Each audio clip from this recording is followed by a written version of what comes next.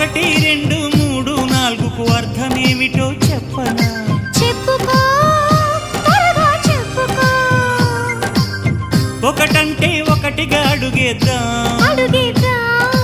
రెండంటే రెండు గుండెలను ముడిపెడదాం, మూడంటే మూడు ముళ్ళేసి ఆ తర్వాత నాలుగు కాలాల పాటు కలిసుందాం.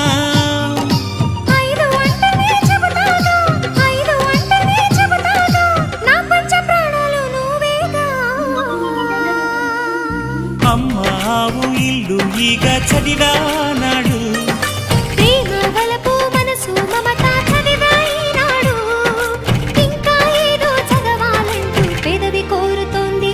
భలేగా కొత్త చదువు చదువు, ఇలా నా ముద్దు కవిత చదువు, చెలి మురిపాల కథలు చదువు.